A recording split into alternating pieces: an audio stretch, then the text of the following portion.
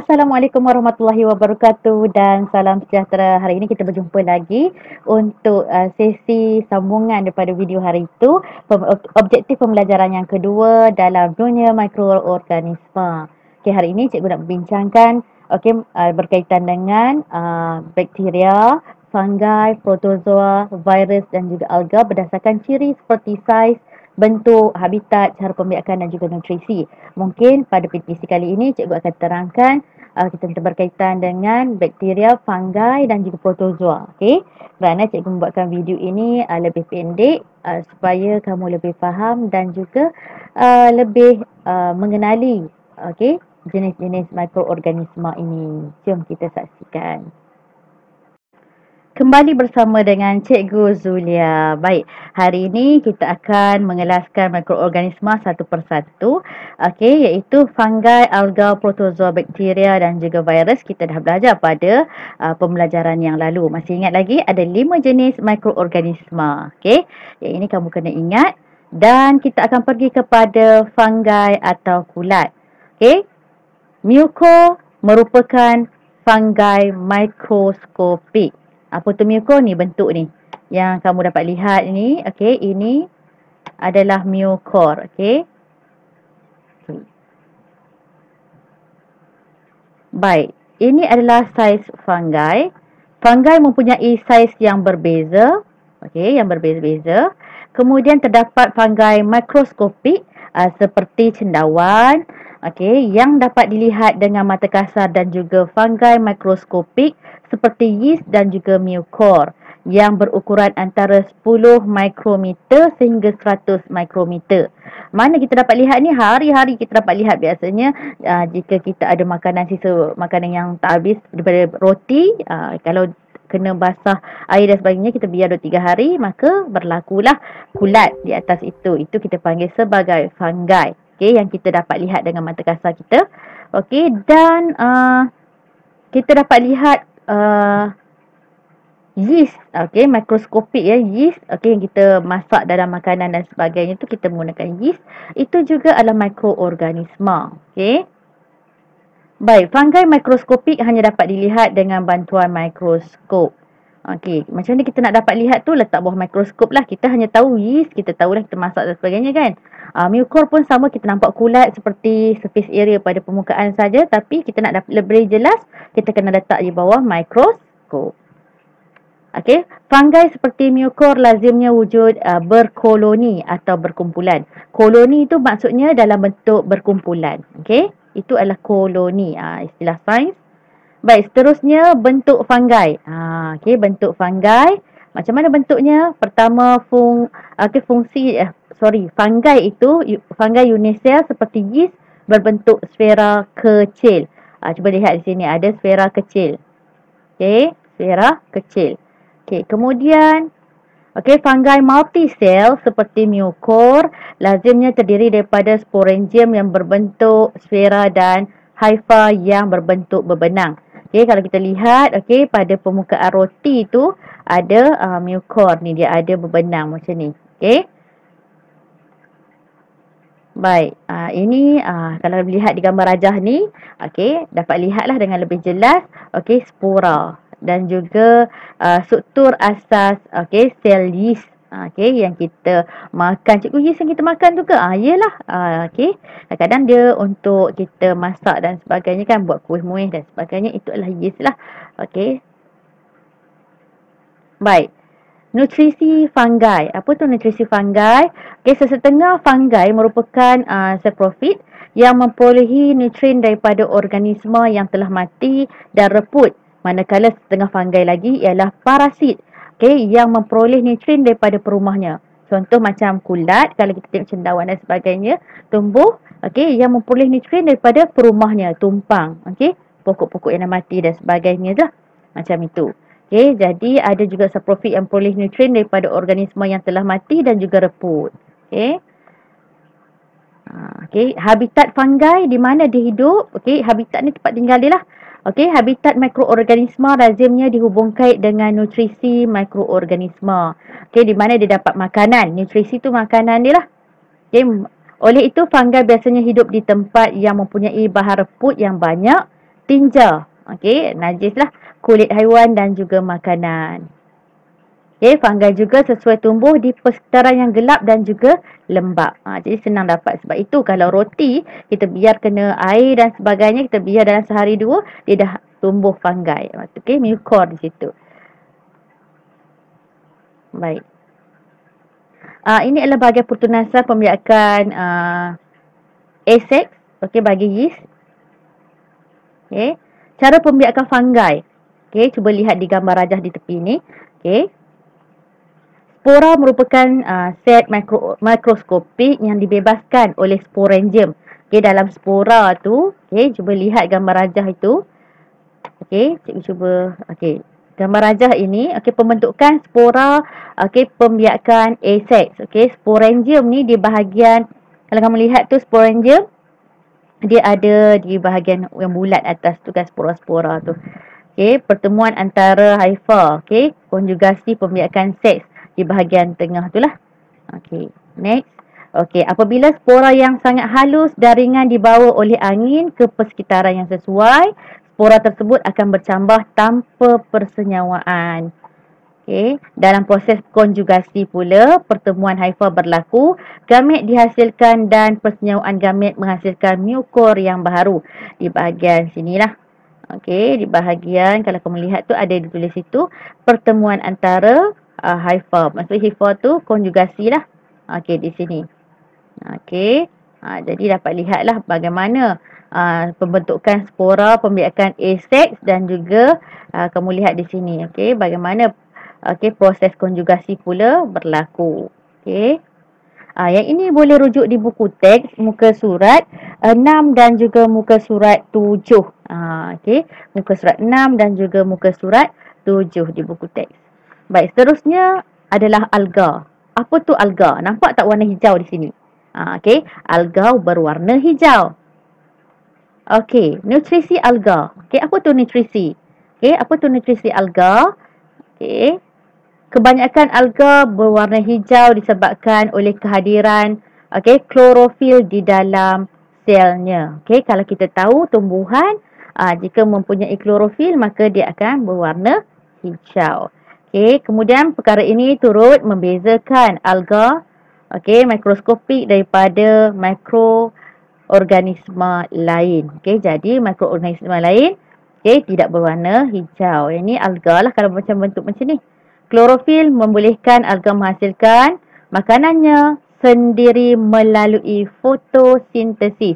Ingat lagi pada tingkatan 3, okey, kamu dah belajar berkaitan dengan proses fotosintesis. Okey, jadi proses fotosintesis adalah proses di mana tumbuhan menghasilkan makanannya sendiri. Okey, baik. Habitat alga, di manakah alga tinggal? Okey, habitat dia. Okey, alga ialah di bahagian air tawar habitatnya. Okey, air masin, tanah lembap dan kulit pokok yang terdedah kepada cahaya matahari. Bagaimana cara dia membiak? Okey, alga seperti Chlamydomonas sp. Yang ini kamu dah belajar masa tingkatan 1. Okey, Chlamydomonas sp. Dapat membiak secara aseks melalui belahanda dua dan juga secara seks melalui konjugasi. Okey. Cikgu tak pernah dengar pun Chlamydomonas ada. Okey, kamu belajar di tingkatan 1 atau tingkatan 2 ya. Silibus yang lama di tingkatan 1. Okey. Alga seperti Spirogyra sp pula membiak secara seks melalui konjugasi. Okey, baik. Cuba lihat di sini, perhatikan gambar rajah yang cikgu tunjukkan ini. Okey, kamu akan lihat pembiakan aseks dan seks dalam Chlamydomonas sp. Okey, jadi ada dua lah. Okey, perhatikan betul-betul. Okey, di sini ada mitosis, berlaku pembiakan aseks. Okey, kemudian sehinggalah berlakunya zoospora. Okey. Baik, saiz alga. Okey, alga mempunyai saiz yang berbeza-beza. Okey. Terdapat alga mikroskopik seperti alga laut yang dapat dilihat dengan mata kasar dan juga alga mikroskopik seperti Chlamydomonas sp dan Spirogyra sp yang berukuran hanya 1 mikrometer hingga beberapa ratus mikrometer sahaja. Okey, baik. Bentuk atau struktur asas Chlamydomonas dengan Spirogyra. Yang ini kamu dah belajar di tingkatan 1 kalau tak silap cikgu. Okey, tentang mikroorganisma, okey, unisel dengan multisel, okey. Jadi ingat balik okey, unisel dan juga multisel apa yang kamu dah belajar dulu kamu belajar kemudian, okey. Baik. Ini adalah strukturnya. Bentuk dan struktur asas. Okey. Alga unisel seperti Chlamydomonas sp dan alga multisel seperti Spirogyra mempunyai kloroplas yang mengandungi klorofil. Cuba tengok ada kloroplas dan juga klorofil yang mana struktur itu berwarna hijau. Okey, kloroplas. Okey. Dalamnya mempunyai klorofil. Sebab itu tengok di sini dia berwarna hijau dekat situ. Okey. Baik, next adalah protozoa. Bentuk protozoa ya. Ini semua dah belajar ni masa tingkatan 1 dan tingkatan 2. Kebanyakan protozoa merupakan mikroorganisma unisel. Okey. Ukurannya adalah 5 mikrometer hingga 250 mikrometer dan dapat dilihat melalui mikroskop cahaya kuasa rendah. Jadi kita pun pernah buat eksperimen yang lepas berkaitan dengan protozoa ini. Protozoa lazimnya wujud secara berkoloni ataupun berkumpulan.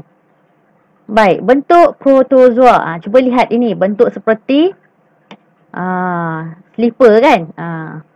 Okey, protozoa mempunyai pelbagai bentuk. Okey, ini salah satunya. Paramecium sp. Pernah dengar perkataan Paramecium sp? Juga dah belajar masa tingkatan 1 dan tingkatan 2. Pendengar rendah lah. Okey, berbentuk seperti bentuk slipper. Okey, slipper. Dan mempunyai struktur seperti mikronukleus, makronukleus, sitoplasma, vakuol, ada vakuol mengecut, membran sel dan juga rambut halus yang dikenali sebagai silia di bahagian luar. Luar dia paramecium ada kita panggil sebagai silia, macam rambut itu. Baik, ini nampak tak? Nampak tak dia punya struktur macam slipper kan? Jadi sitoplasma, makronukleus, vakuol makanan, silia, nampak lebih jelas lah di sini. Membran sel, jadi inilah struktur asas salah satu contoh. Jadi ini namanya Paramecium sp. Sp tu apa cikgu? Sp tu adalah spesies. Ini adalah bentuk protozoa juga, namanya ameba. Ameba sp tidak mempunyai bentuk yang tetap. Bentuknya berubah-ubah semasa bergerak. Sentiasa bergerak seperti jelly tu je. Ameba sp mempunyai struktur seperti nukleus, sitoplasma, vakuol, dan juga membran sel. Ini bentuk. Pernah lihat kan bentuk ini? Di menengah rendah memang ada. Sepatutnya kamu dah lukis dan juga labelkan dia punya struktur. Ada vakuol, ada sitoplasma, nukleus dan juga membran sel. Dan tidak mempunyai bentuk yang tetap. Baik, nutrisinya, protozoa mengamalkan nutrisi yang pelbagai jenis. Terdapat protozoa yang dapat menjalankan fotosintesis seperti Euglena. Euglena ni sp ini pun kamu dah belajar juga. Di tingkatan 1 atau tingkatan 2 macam itu. Jadi cikgu ulang pada tingkatan 5 ini tajuk lebih luas mikroorganisma. Ada yang bersifat seperti parasit seperti Plasmodium sp. Ameba sp mendapat nutrien melalui fagositosis. Apa tu fagositosis? Fagositosis ni nampak tak di gambar rajah ini? Gambar rajah ini, cikgu tunjuk sekejap. Gambar rajah ini adalah fagositosis. Di mana dia mengepung, macam itulah mengepung makanan. Jadi dia mendapat nutriennya daripada, macam itulah bentuknya fagositosis. Ameba sp menggunakan unjuran sitoplasma yang dikenali sebagai pseudopodium atau kaki palsu untuk bergerak dan mengepung makanan semasa fagositosis. Cikgu cakap tadi itulah. Dia guna pseudopodium, kaki palsu untuk engulf. Maksudnya untuk kita panggil mengepung makanan itu. Baik, ini adalah contoh gambar rajah fagositosis, bagaimana ameba ini melakukan fagositosis untuk makan kan, mencari nutrien. Baik. Cara pembiakan protozoa, baik, melalui belahan dia-dua. Bermula dengan pembentukan nukleus, diikuti dengan pembahagian sitoplasma. Paramecium sp dan juga ameba sp membiak secara asexual melalui belahan dia-dua. Belahan dia-dua ni adalah bila satu sel tu dibelah dua. Macam tu. Tengok gambar rajah yang cikgu tunjuk di sebelah sana tu. Okey. Belahan dua-dua. Ini. Okey, bagaimana dia berlaku? Belahan dua-dua tersebut. Okey. Kemudian contohnya dia bahagi dua untuk membentuk dua sel anak yang mempunyai bahan genetik yang serupa dengan induk. Baik, cara pembiakan protozoa. Pertama, Paramecium sp membiak juga secara seks dan melalui konjugasi. Dua Paramecium sp bertaup dan bertukar genetik yang berlaku. Okey, itu berkaitan dengan cara pembiakan. Habitat protozoa pula, habitat Paramecium sp adalah dalam air tawar. Okey, habitat ameba pula termasuklah tanah yang lembap, air tawar, air laut dan juga perumah. Okey, boleh hidup ameba. Okey. Baik, next kita masuk tentang tajuk bakteria. Tadi dah habis tentang protozoa, sekarang kita masuk tajuk tentang bakteria. Okey. Baik, ini rupa paras bakteria, cantik kan? Okey, bentuk begini. Baik, bagaimana bentuk saiz bakteria tersebut? Bakteria merupakan mikroorganisma unisel yang berukuran antara 0.2 mikrometer hingga 10 mikrometer. Sangat kecil. Okey, bakteria dapat dilihat melalui mikroskop cahaya kuasa tinggi. Okey, kita tak boleh lihat dengan mata kasar kita. Bentuk bakteria. Okey, penamaan dan pengelasan bakteria adalah berdasarkan bentuk asas bakteria, iaitu sfera, kita panggil coccus. Okey, pilin, spirillum. Okey, root, bacillus dan juga coma, vibrio. Okey, ini adalah bentuk-bentuk macam ni lah yang dapat dilihat dalam kotak-kotak yang cikgu tunjuk ni. Okey, coccus, spirillum, okey, bacillus dan juga vibrio. Okey, dapat lihat bentuk-bentuknya. Okey, baik. Struktur asas bakteria. Nampak bakteria macam ni kan? Okey, nampak bakteria begini. Kebanyakan bakteria mempunyai dinding sel yang teguh yang memberikan bentuk dan sokongan kepada bakteria. Dinding sel bakteria tidak dibina daripada selulosa, tetapi dibina daripada asid amino dan juga polisakarida. Ini juga kamu dah belajar tentang asid amino dan polisakarida di tingkatan 3. Okey, jadi kena recall balik. Okey, ingat balik apa yang kamu dah belajar. Okey, asas. Baik, ini adalah bentuk asas bakteria. Okey, kena ingat ke cikgu? Ya, kena ingat struktur asas ini. Okey, struktur asas ini kena ingat. Okey, baik. Di sini ada kapsul, ada bintil glikogen, okey, flagellum. Okey, ini ukurannya 1 mikrometer. Ada sitoplasma yang bentuk titik-titik-titik ini, bahan genetik, sinilah nukleus lah. Okey, membran sel. Membran sel di bahagian dalam ini, okey, dinding sel. Itu saja. Ini struktur asas bakteria. Setengah bakteria mempunyai kapsul yang melindungi dinding sel. Okey, ada kapsul. Okey, kapsul tu apa? Yang di bahagian luar. Okey, setengah bakteria pula mempunyai struktur rambut halus yang dikenali sebagai pili yang membolehkan bakteria melekat pada permukaan tertentu.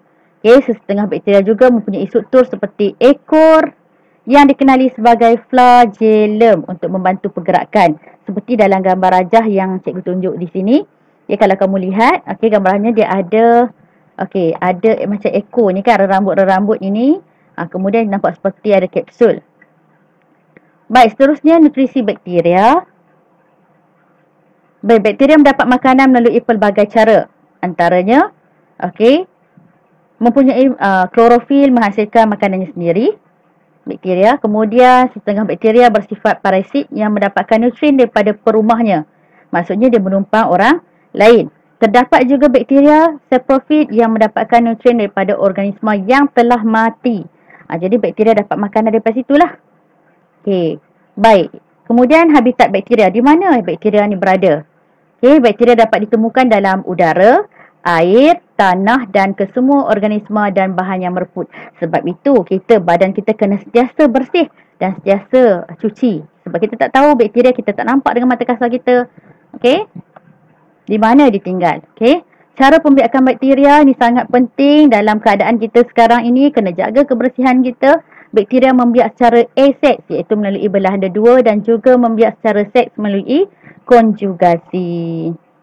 Ini adalah belahanda dua, proses belahanda dua. Sel induk membahagi bahan genetik, pembahagian sitoplasma kepada dua sel anak. Jadi inilah dia punya, kalau kita tengok di sini, inilah dia punya flow, maksudnya alirannya. Macam mana berlaku belahanda dua. Okey, baik. Ini adalah konjugasi. Okey, ada plasmid, tube konjugasi, okey, ada kromosom. Okey, kemudian pertama sekali tu cuba tengok di bahagian atas ini pembentukan tube konjugasi. Okey, di atas ini tube konjugasi, pertemuan antara dua sel. Kemudian pemindahan bahan genetik berlaku apabila sebahagian plasmid didermakan. Mana plasmid? Plasmid yang ini. Okey, kemudian sel anak, okey, dengan kandungan genetik yang sama terbentuk di sini. Okey, ini plasmid, dia akan membahagilah, okey, didermakan. Baik, konjugasi bakteria. Okey, plasmid merupakan gelang kromosom kecil. Okey, plasmid. Mana plasmid tadi? Cuba tengok ni plasmid ni. Okey, ini plasmid. Okey, ini plasmid. Okey, di bahagian atas tu, okey, boleh nampak kan plasmid kat atas tu kan? Okey, jadi plasmid merupakan gelang kromosom kecil yang mempunyai bereplika secara bebas dan bertanggungjawab untuk memindahkan bahan genetik semasa konjugasi bakteria berlaku. Okey, ciri istimewa bakteria. Kenapa istimewanya bakteria? Okey, seperti Bacillus, okey, membentuk endospora. Okey, rajah 1.16 tu, okey, supaya mendapat bertahan dalam persekitaran yang ekstrim seperti kawasan yang terlalu panas atau sejuk, kemarau dan kekurangan makanan. Okey, ciri istimewa bakteria. Lagi ciri istimewanya, endospora ialah spora yang terbentuk di dalam sel bakteria dan mempunyai permukaan perlindungan yang kuat. Okey, ini bahagian ciri istimewa bagi bakteria lah. Permukaan perlindungan endospora ini akan berpecah apabila kawasan persekitaran endospora sesuai untuk pertumbuhan dan seterusnya bercambah untuk membentuk bakteria baharu. Okey. Jadi inilah, cuba lihat gambar rajah yang cikgu tunjuk sini. Okey, gambar rajah yang atas tu, okey, permukaan perlindungan. Okey, ini spora, endospora. Okey, jadi endospora Bacillus, okey, boleh tengok di sinilah. Okey. Okey. Ini nampak tak gambaran apa? Virus. Okey, selalu kita lihat di televisyen kan. Di masa kini, isu ini sangat besarlah tentang coronavirus. Jadi bentuk virus tu macam inilah kita nampak virus. Okey. Baik, saiz virus merupakan mikroorganisma yang paling seni dengan saiz kurang daripada 0.5 mikrometer. Okey, virus hanya dapat dilihat melalui mikroskop elektron. Sebab itu kita sekarang ni kena ikut SOP, tutup, okey, pakai pelitup muka sebab kita tak akan nampak virus. Bentuk virus macam-macam ada, cantik kan? Virus yang atas sekali tu bentuk seperti ni adalah virus HIV. Okey, hepatitis B, okey, Ebola virus. Pernah dengar tak satu ketika penyakit Ebola? Kemudian okey, adenovirus, influenza. Ini yang sangat famous dalam tahun 2 tahun lepas. Okey, kemudian rabies virus, okey, bacteriophage ni, okey, kemudian kita ada virus-virus yang lain lah, rotavirus dan sebagainya lah. Ada banyak jenis virus, okey. Virus yang berlainan jenis mempunyai bentuk yang berbeza seperti sfera, helix. Okey, helix tu bentuk helix lah. Okey, yang bukan bulat tetapi dia bentuk bujur sedikit helix Okey. Polyhedral, okey, dan kompleks, gabungan antara helix dengan polyhedral. Baik, bentuk virus. Okey. Yang ini boleh lihat di buku teks muka surat. Okey. Cuba lihat buku teks kamu. Okey, berkaitan dengan tajuk virus. Muka surat 14 dan juga 15. Lebih jelas bentuk virus. Ada 4 jenis bentuk: sfera, helix, okey, polyhedral dan juga kompleks. Okey, ditunjukkan dengan lebih jelas di muka surat 14. Okey, kena refer buku teks dengan jelas sebab semua orang mempunyai buku teks. Ini penerangan cikgu sahaja. Okey, baik. Cuba tengok struktur asas virus. Okey, ini adalah struktur asas virus. Ada glycoprotein, genom, okey, kapsid ni dan juga kod. Virus terdiri daripada berbenang asid nukleik, okey, asid deoksiribonukleik iaitu DNA. Pernah dengar perkataan DNA? Sudah belajar pada tahun lepas. Okey. Kemudian atau asid ribonukleik RNA yang dilindungi oleh lapisan protein. Lapisan protein ini dikenali sebagai kapsid yang menentukan bentuk virus. Baik, ciri khas virus berbeza daripada organisma lain. Okey, virus tidak mempunyai ciri hidup di luar perumah kerana tidak menjalankan respirasi, pertumbuhan dan tidak bergerak balas terhadap rangsangannya. Okey, virus hanya membiak dengan cara berjangkit. Okey, sel perumahnya seperti bakteria, haiwan dan juga tumbuhan. Okey, tengok rajah di sini. Okey, cuba lihat rajah sini. Okey, rajah ni. Okey. Baik, rajah menunjukkan urutan proses pembiakan bakteriophage. Okey, bacteriophage, okey, yang menjangkiti bakteria iaitu sel perumahnya. Okey, next. Kita tengok yang ni. Okey. Lihat buku teks muka surat 15 dijelaskan bagaimana bakteria okey dan juga virus ni. Virus melekat diri pada permukaan sel perumahnya seperti sel bakteria di sini. Okey, kemudian dimasukkan bahan genetik virus ni. Virus menyuntikkan bahan genetiknya iaitu DNA ke dalam sel bakteria. Okey, jadi kemudian apa yang berlaku? Bahan genetik virus mengambil alih kawalan sel bakteria sambil membahagi dan menggunakan bahan di dalam sel bakteria untuk membina lapisan protein ataupun kita panggil sebagai kapsid. Okey, bilangan virus bahan yang dihasilkan di dalam sel bakteria kian bertambah, maka makin banyaklah di sini. Okey. Baik, kemudian virus baharu memecahkan sel bakteria dan membebaskan diri untuk menyerang sel bakteria yang lain. Sebab itu sangat berbahaya virus ya. Jadi inilah flow-nya bagaimana virus itu disebarkan ataupun separate. Okey. Baik. Cikgu harap kamu faham ya. Apa faktor yang mempengaruhi pertumbuhan mikroorganisma? Pertama, kelembapan. Okay. Yang kedua, cahaya. Yang ketiga, suhu. Yang keempat adalah nilai pH. Yang kelima, nutrien. Okay. Dan kita lihat satu persatu. Tadi ada berapa tadi cikgu sebut? Ada 5 faktor yang mempengaruhi. Mempengaruhi apa? Okey, 5 faktor, ingat lagi tak? Yang mempengaruhi pertumbuhan mikroorganisma. Ini sangat penting sebab kamu akan menjawab soalan dalam praktis formatif 1.1 ada ditanyakan. Okey, tips lah ni. Okey. Baik, kelembapan. Keadaan yang lembap sesuai untuk pertumbuhan dan pembiakan mikroorganisma. Persekitaran yang kering menyebabkan mikroorganisma kurang aktif dan merencatkan pertumbuhannya. Okey, kalau cahaya pula, mikroorganisma seperti alga mempunyai klorofil yang memerlukan cahaya sebab nak buat makanan sendiri iaitu fotosintesis. Mikroorganisma seperti kulat dan bakteria tumbuh dengan lebih baik dalam keadaan gelap.